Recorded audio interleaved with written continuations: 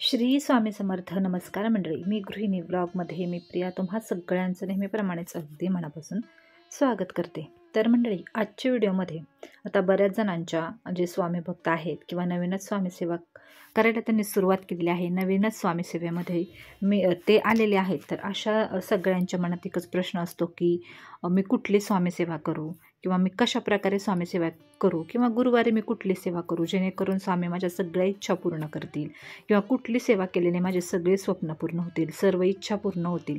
तर बऱ्याच जणांच्या मनामध्ये असे प्रश्न येत असतात की मी कुठली सेवा स्वामींची करू. तर तुम्ही जरी माझा व्हिडिओ पाहत असाल तरी तुमच्यासुद्धा मनामध्ये एकदा तरी असा प्रश्न आलेला असेल की नक्की मी कुठली स्वामी सेवा करू जेणेकरून सगळ्या माझ्या इच्छा ज्या आहेत त्या स्वामी महाराज पूर्ण करतील. तर सर्वप्रथम एक गोष्ट लक्षात ठेवा, मी कुठली स्वामी सेवा करू किंवा मी कुठली स्वामी सेवा करते ह्यामधला मी अगोदर आपल्याला काढून टाकायचं आहे. कारण आपण कोणच नाही आहोत. जे काही आपण स्वामी सेवा करतो ना ते आपण नाही करत, ते स्वामी महाराज असतात, ते आपल्याकडून करून घेतात. तर असं म्हणतात ना की करता करविता तूच एक स्वामीनाथा. तर जे काही आहे ना ते आपल्याकडून स्वामी महाराज पूर्ण करून घेतात. आता आपण बऱ्याच वेळा असं म्हणतो की मी स्वामी चरित्र सारामृताचं पारायण केलेलं आहे किंवा मी गुरुचरित्राचं पारायण केलेलं आहे.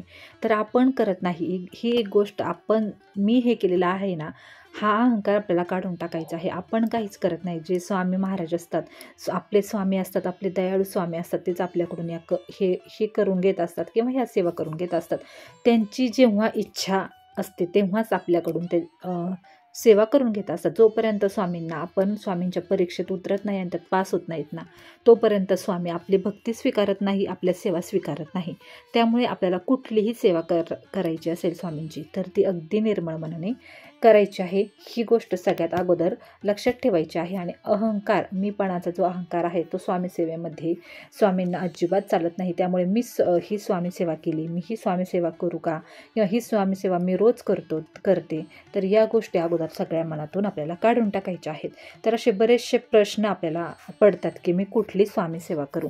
तर आजच्या व्हिडिओमध्ये आपण तेच पाहणार आहोत. तर सगळ्या माझ्या मैत्रिणींना विनंती आहे, तर आपल्या या चॅनलवरती अशाच प्रकारे श्री स्वामी समर्थांसंबंधीची संपूर्ण माहिती संदर्भातले व्हिडिओ मी तुमच्यासाठी घेऊन येणार आहे. जर हा व्हिडिओ तुम्हाला आवडला तर नक्कीच आपल्या चॅनलला सबस्क्राईब करा, जेणेकरून इथून पुढे जे काही मी स्वामी समर्थांचे माझे अनुभव तुम्हाला शेअर करेल त्याचे व्हिडिओ तुम्हाला आपल्या चॅनलवरती पाहायला मिळतील.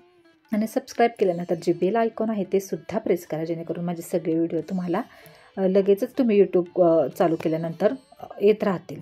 तर चला, व्हिडिओ स्किप न करता संपूर्ण पहा. आपण आपल्या व्हिडिओला आजच्या सुरुवात करूयात. तर मंडळी, स्वामी महाराजांची अशी खास म्हणा किंवा कुठलीही सेवा म्हणा, असं काही नाही की तुम्ही तीच सेवा केली पाहिजे. तुम्ही कुठलीही स्वामी महाराजांची सेवा मनोभावे करू शकता. अगदी स्वामी महाराजांचा नामस्मरणाचा जप जरी तुम्ही फक्त तुमच्या आयुष्यभर केला ना तरीसुद्धा स्वामी तुमची साथ कधीही सोडणार नाही. कारण स्वामी महाराज म्हणतातच की जो माझे नाम आहे ते जपेल त्याला मी आयुष्यभर जपेल. त्यामुळे तुम्ही कुठलीही स्वामींची सेवा करा, फक्त ती मनोभावे करा, चांगल्या इच्छेने करा, चांगल्या मनाने करा. स्वामी निश्चितच आपल्याला त्याचं फळ देणार आहेत. आणि शक्यतो फळाची अपेक्षा न करता सेवा करा.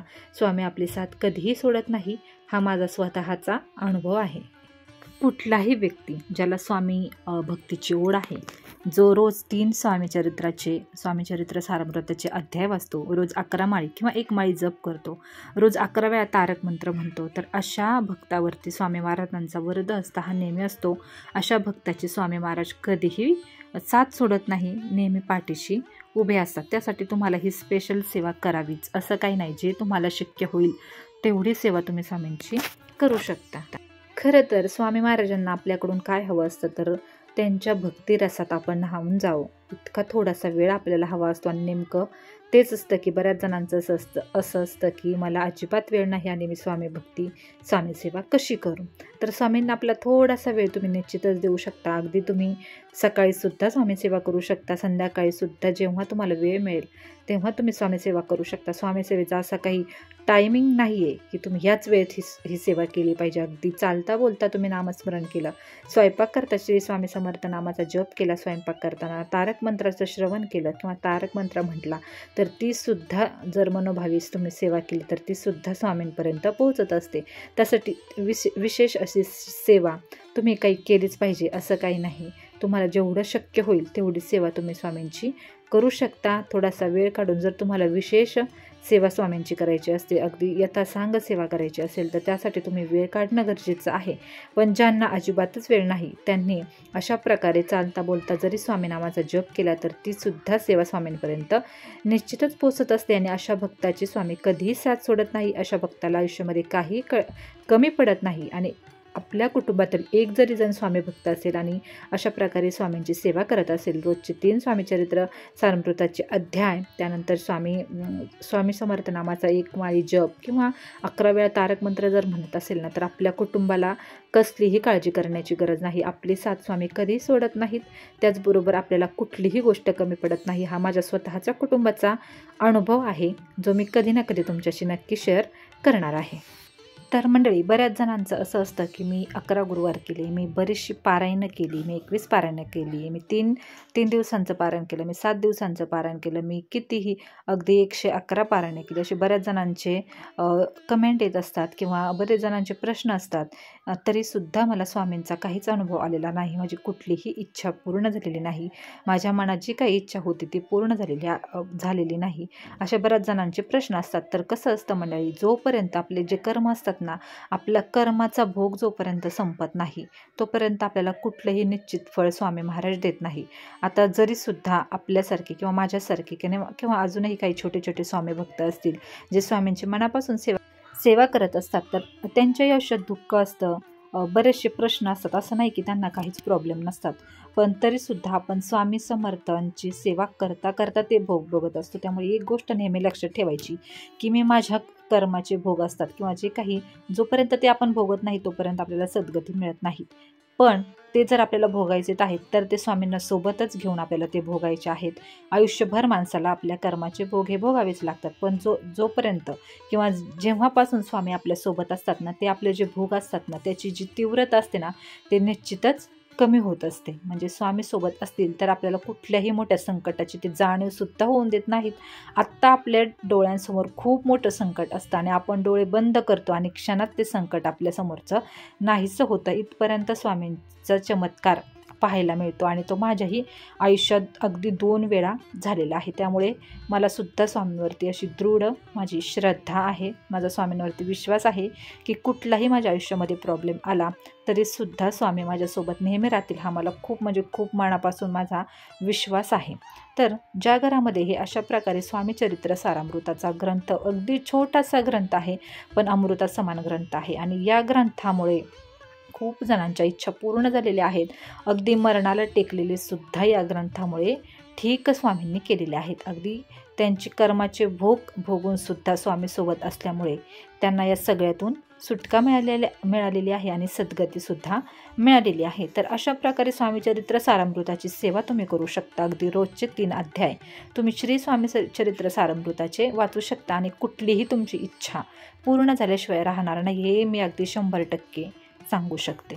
आणि अजून एक गोष्ट, ही माझी इच्छा आहे किंवा ही गोष्ट मला हवी होती आणि ती मला मिळाली नाही, असा बऱ्याच जणांचा प्रश्न असतो की मी ही इच्छा स्वामींना सांगितली होती की हे मला हवं आहे आणि त्यासाठी मी 11 गुरुवार केले, एवढी पारायणे केली आणि तरीसुद्धा ते मला मिळालेलं नाही. तर एक गोष्ट नेहमी लक्षात ठेवा, आपल्याला काय हवं आहे त्यापेक्षा आपल्यासाठी काय योग्य आहे ना, हेच स्वामी महाराज आपल्याला देत असतात. आणि याचा म्हणजे या गोष्टीवरती माझा पूर्णपणे विश्वास आहे की जी आपल्यासाठी चांगली गोष्ट आहे तीच स्वामी महाराज आपल्या आयुष्यामध्ये नक्की आणत असतात. मंडळी, तुमच्या आयुष्यामध्ये खरंच खूपच अडचण चालू आहे, काय करावं कळत नाही. आता बऱ्याच जणांना असे वाटतं की मरून जावं, सगळं आयुष्य संपून टाकावं. तर अशांनी काय करायचं, फक्त श्री स्वामी चरित्र सारामृताचा ग्रंथ हातात घ्या रे, बघू की स्वामी तुम्हाला कसं या संकटातून बाहेर काढत नाही. तर हा माझा विश्वास आहे.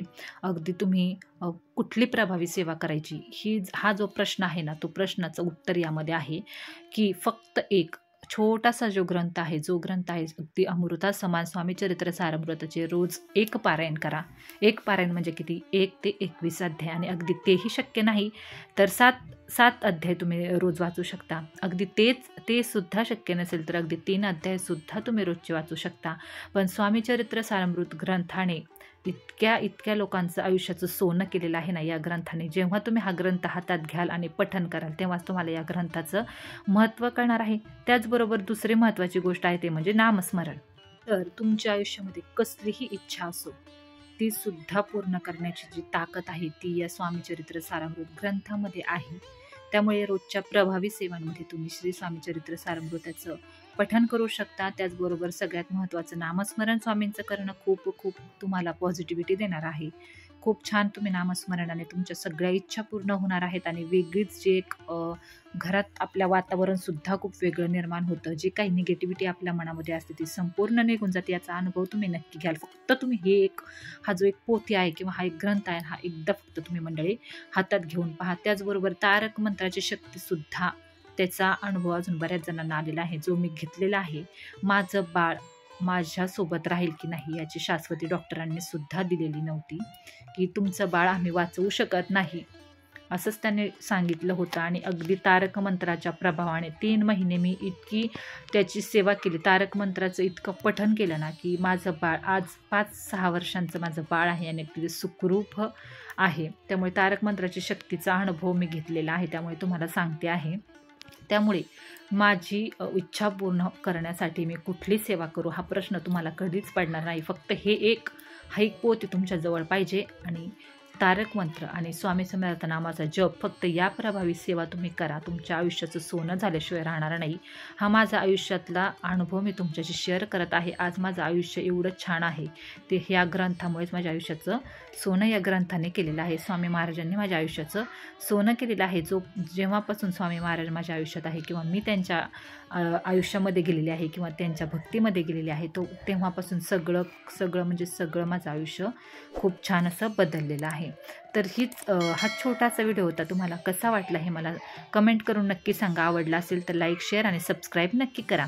चला तर मग मंडळी पुन्हा भेटूयात अशाच एका छानशा व्हिडिओसोबत. तोपर्यंत श्री स्वामी समर्थ.